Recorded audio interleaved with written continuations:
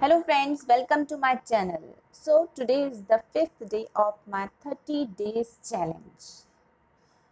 चलिए मूव करते हैं हमारी स्टेप नंबर 1।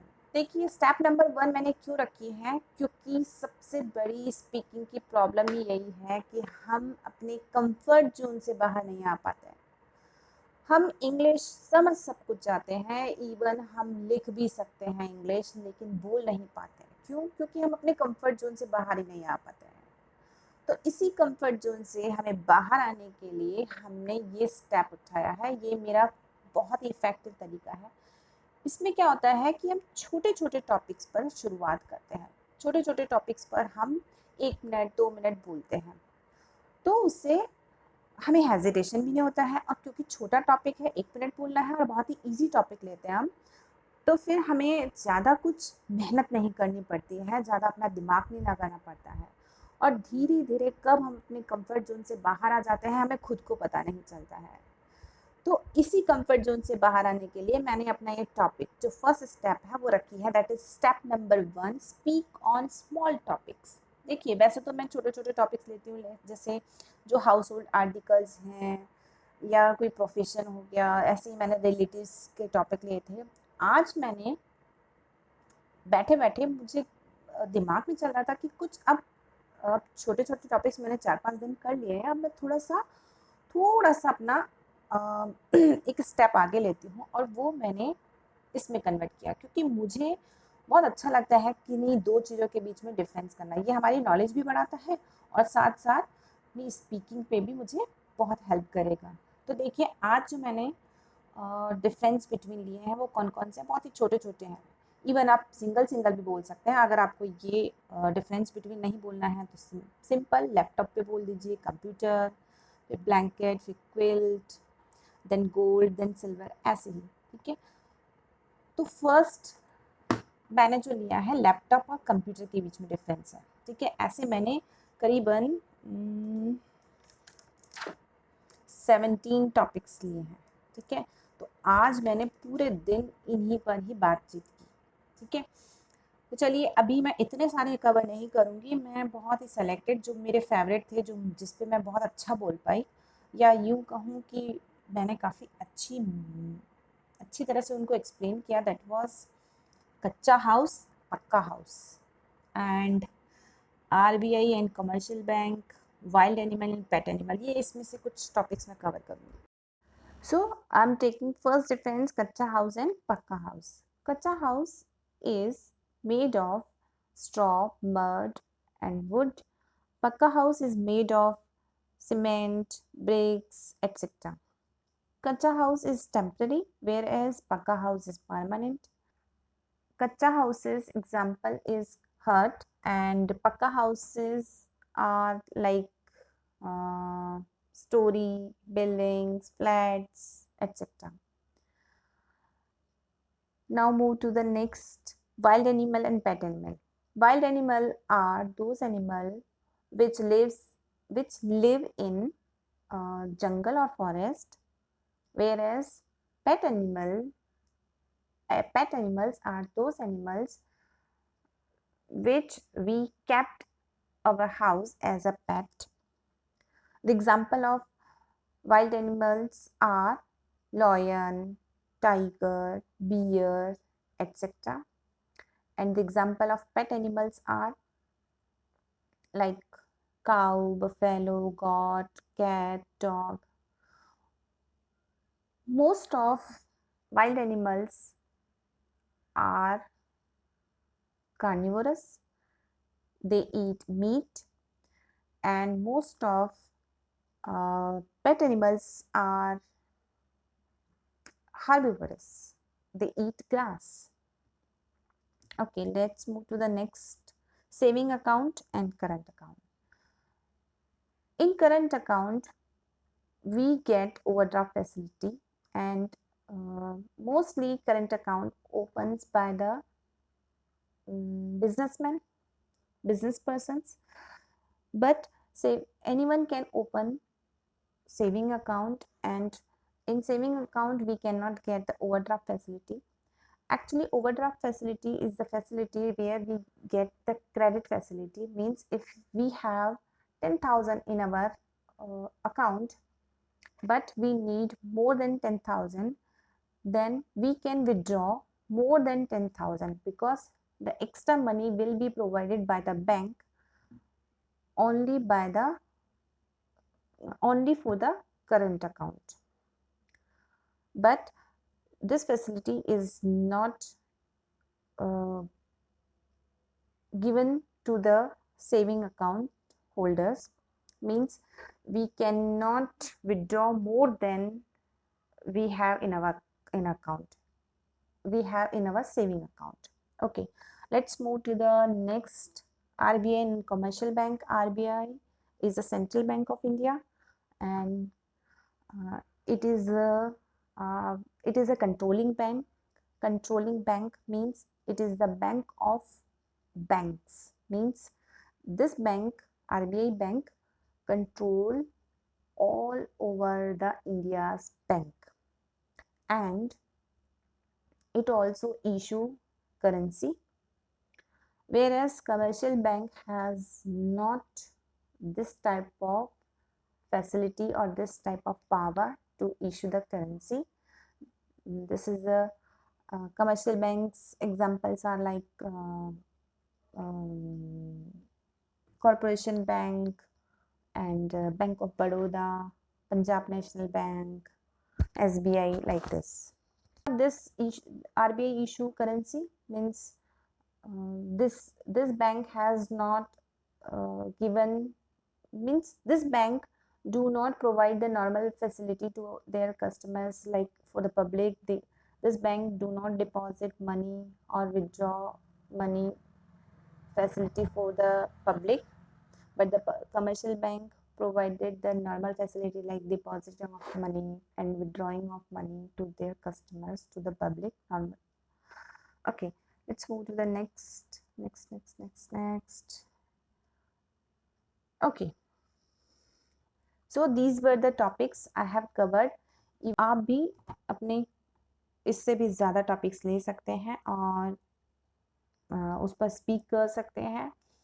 अगर आप स्पीक करने बैठेंगे तो मोर देन 1 आवर आपको लग जाएगा आराम से इन सारे टॉपिक्स पर बोलने में. तो बहुत अच्छा लगेगा आपको जब आप अपने कंफर्ट जोन से बाहर आते हैं और छोटे छोटे टॉपिक्स पर बोलते हैं. बहुत मज़ा आता है. Okay, let's move to the next. तो चलिए स्टार्ट करते हैं हमारी स्टेप नंबर 2. स्टेप नंबर 2 है हमारी ग्रामर पोर्शन. इसमें हम क्या करेंगे, प्रेजेंट परफेक्ट टेंस पढ़ेंगे आज. ओके, अब देखिए नाम से पता चल रहा है परफेक्ट मतलब कंप्लीट. ओके, तो प्रेजेंट परफेक्ट टेंस में क्या होता है कि जब कोई हमारा काम कंप्लीट हो जाता है तो उसमें हम प्रेजेंट परफेक्ट टेंस यूज़ करते हैं. इसके लिए हमें हैज़ हैव लगाना पड़ता है. हैज़ या फिर हैव प्लस वर्ब की थर्ड फॉर्म. ओके, तो हमें ये क्या शो करता है, व्हेन वर्क इज कंप्लीटेड. जब काम हमारा कंप्लीट हो जाता है तब हम इसको यूज़ करते हैं. कैसे, जैसे मान लो मम्मा खाना बना रही है ना, तो अभी काम चल रहा है तो मैं अभी इसमें जो भी काम चल रहा होता है उसमें present continuous means mama is preparing food.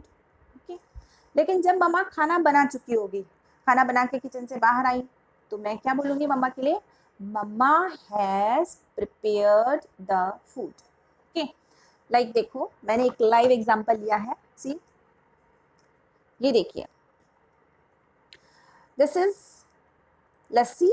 Okay, अभी ये लस्सी का फुल ग्लास है.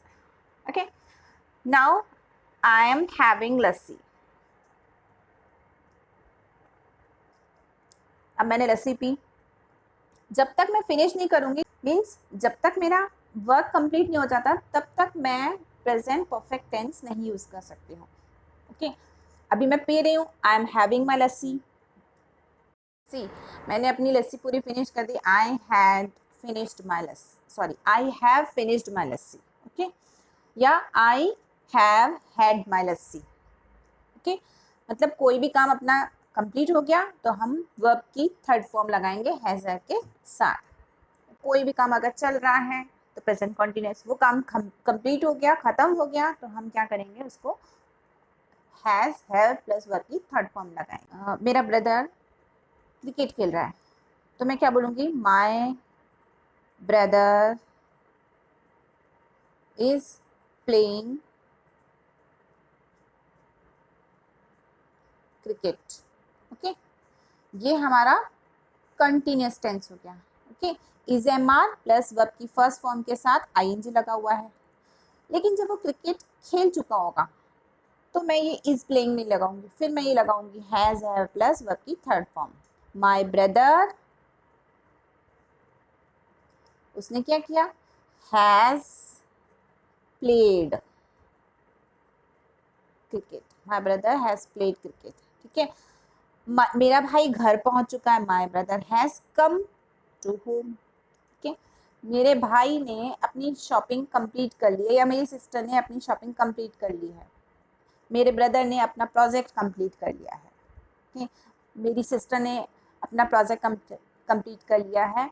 मेरे छोटे भाई ने अपना होमवर्क कंप्लीट कर लिया है। तो जो भी काम कंप्लीट हो गया है, तो my brother has completed his homework, my sister has completed her project. Okay, तो इस तरह से हम हैज़ हैव लगाएंगे।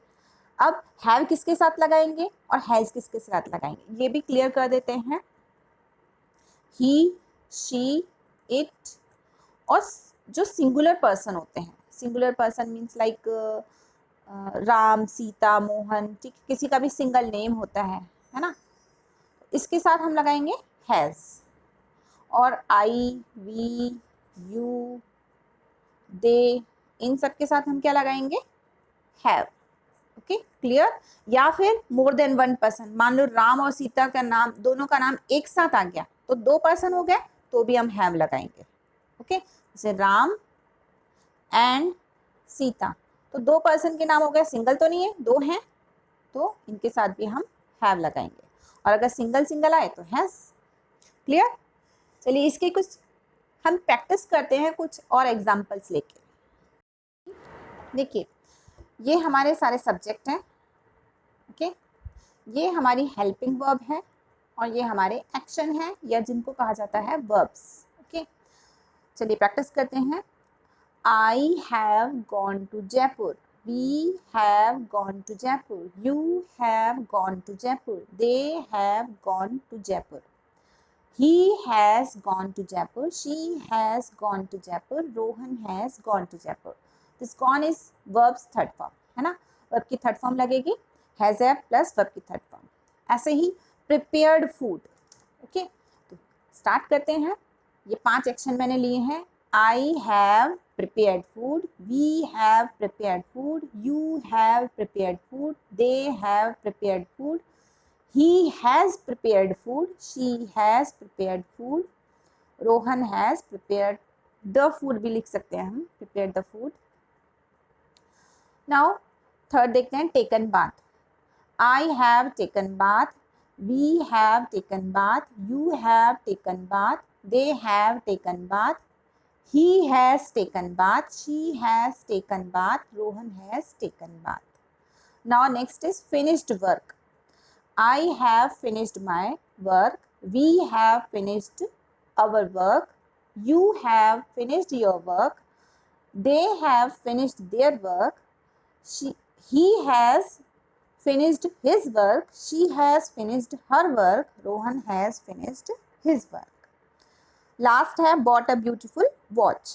I have bought a beautiful watch. We have bought a beautiful watch. You have bought a beautiful watch. They have bought a beautiful watch. He has bought a beautiful watch. She has bought a beautiful watch. And Rohan has bought a beautiful watch. ऐसे ही आप practice करते रहिए और भी action लीजिए ताकि आपकी टंग को प्रैक्टिस हो सके बोलने की। Okay, let's move to the next step. So let's move to the next step. Step number 3, think in English. मैं आपको बार बार यही बोलती हूँ कि हमें इस स्टेप को ज़्यादा से ज़्यादा फॉलो करना है, अपनी हर एक्टिविटी में इस स्टेप को लाना है, यानी कि अपने दिमाग को बार बार इंस्ट्रक्ट करना है कि उसे इंग्लिश में ही थिंक करना है। This only step will help to improve our English more than 50%, 50% से भी ज़्यादा अगर हमें कोई हेल्प करेगा तो वो केवल सिंगल ये स्टेप है। तो हमें इस स्टेप को बार बार फॉलो करना है। जैसे ही आपका दिमाग हिंदी में सोचता है तुरंत उसको आपको क्लिक होता है, तुरंत उसको इंस्ट्रक्ट कीजिए थिंक इन इंग्लिश। ठीक है, ये अमेजिंग इफेक्ट दिखाने वाला है हमें। आप आफ्टर 15 डेज आप खुद रियलाइज करेंगे, yes this is working, this is working magically. So I hope आपको ये मेरा वीडियो अच्छा लगा हो। Please subscribe my channel and keep practising. Bye.